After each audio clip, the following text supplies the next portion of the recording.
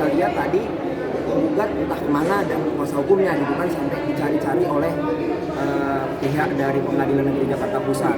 Akhirnya setelah beberapa lama baru mereka masuk ke dalam ruangan sidang gitu ya. Itu kontraproduktif yang pertama. Hal kontraproduktif kedua tadi adalah penggugat sudah memutuskan ya bahwa gugatan dianggap dibacakan saja. Dianggap dibacakan itu artinya yang tidak dibacakan. Ini dianggap dibacakan saja. Lalu majelis hakim bertanya kepada tergugat apakah setuju gugatan dianggap dibacakan. Tergugat sudah bilang setuju, ya setuju dianggap dibacakan. Lalu anehnya penggugat malah kembali lagi ya meralat. Ya sudah kami bacakan saja. Ya itu kan aneh gitu ya. Tidak konsisten. Awalnya sudah bilang gugatan dianggap dibacakan, sudah disetujui oleh majelis hakim, sudah disetujui oleh tergugat, lalu tiba-tiba berbalik malah ingin membacakan gugatan. Itu bentuk kontraproduktif yang kedua. Kontraproduktif ketiga adalah adanya perbedaan dokumen gugatan ya. Jadi dari gugatan yang diterima oleh tergugat melalui e-court ya berbeda dengan yang dibacakan oleh tadi penggugat. Perbedaannya ada di mana? Ada di nama penerima kuasa ya Pak Agung ya, ada di nama penerima kuasa yang belum ditambahkan di dalam gugatan yang dibacakan tadi. Jadi beda antara dokumen yang kami terima dengan yang dibacakan. Ya, harusnya hal seperti itu dilakukan perubahan atau renvoy di depan majelis hakim ya, ditanda tangan, diberi tanggal. Nah, namun sepertinya penggugat kesulitan memahami hal tersebut gitu ya, bahkan berargumentasi yang tidak perlu, seperti misalnya berkata bahwa kuasa hukum dari tergugat tidak paham hukum. Siapa yang tidak paham hukum? Padahal kan jelas, itu hal kecil ya Pak Agung ya.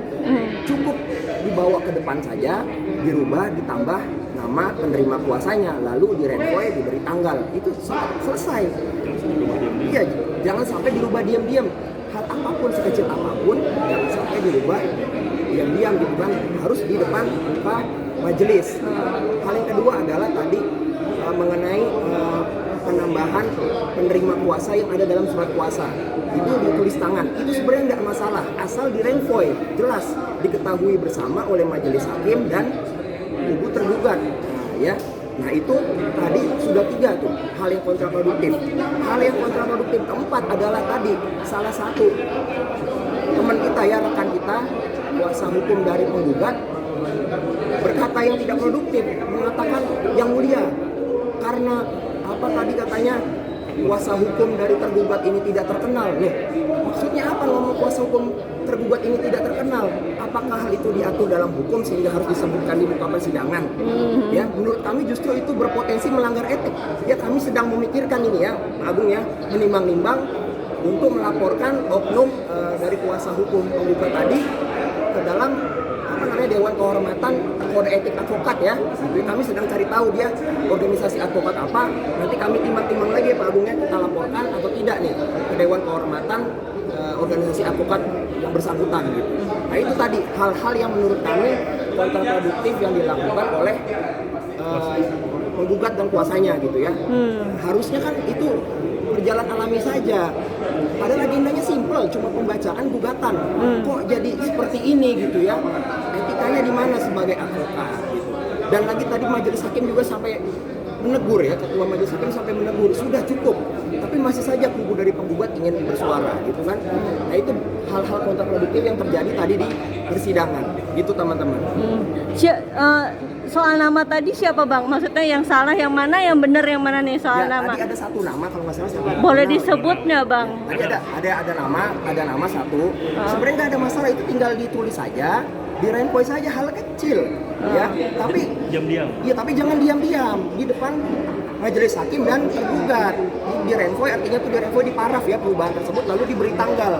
Gitu kan? Itu kan simple. Nggak usah dia berargumentasi bahwa kuasa hukum tergugat tidak paham hukum dan lain-lain. Justru itu membuktikan siapa yang nggak paham hukum gitu kan. Renvoy saja kesulitan gitu kan. Jadi setiap perubahan sekecil apapun itu harus diketahui baik oleh majelis maupun para pihak. Jangan sampai gugatan atau dokumen sudah masuk kemudian dirubah diam-diam. Itu nggak boleh. Harus disampaikan ada perubahan. Perubahannya tentang apa, poin berapa, di depan majelis, di farag, dan kita semua mengetahui.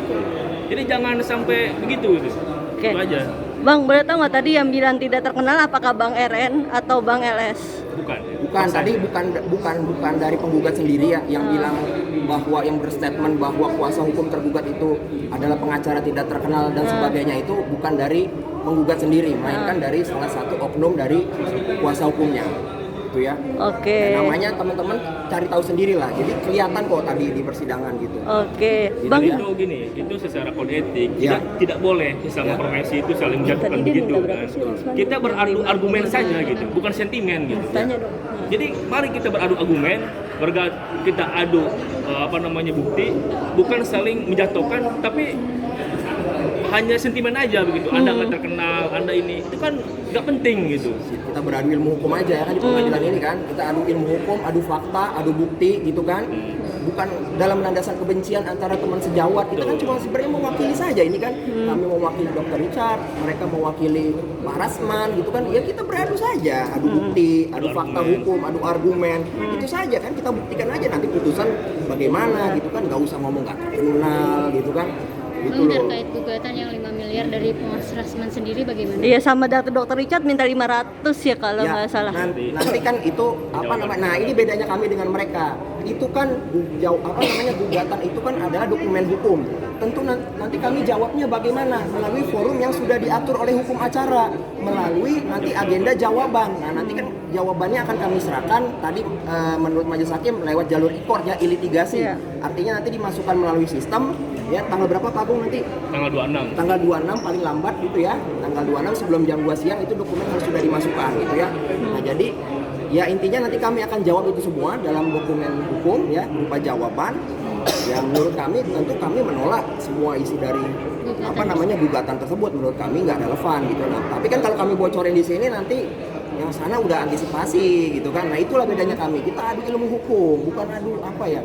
Tadi kata Pak Agung, bukan adu sentimen. Nah, gitu. Kita fokus aja ke masalah hukumnya, teman-teman. Nanti kalau jawabannya sudah kita masukkan dan sudah diterima oleh Iya. pihak pengadilan, Iya. nanti kita sampaikan ke teman-teman Pasti gitu. teman-teman kita sampaikan. Tapi nanti setelah masuk ke pengadilan. Betul. Gitu.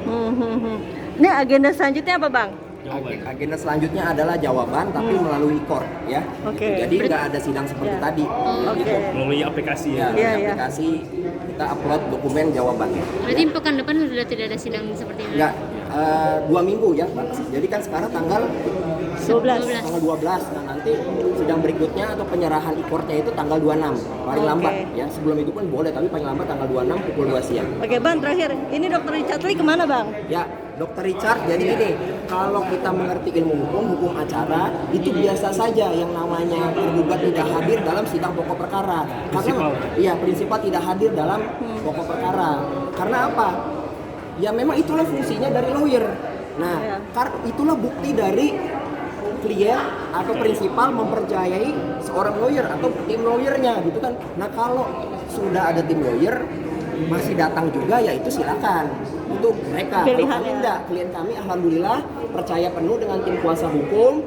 Jadi tidak perlu hadir. Memang sesuai hukum acara tidak perlu hadir, tidak ada kewajiban karena sudah menyerahkan kuasa ya kepada kami gitu ya, kepada tim advokat gitu kira-kira. Oh, oke. Oke, Bang, terima kasih. Ya, terima kasih.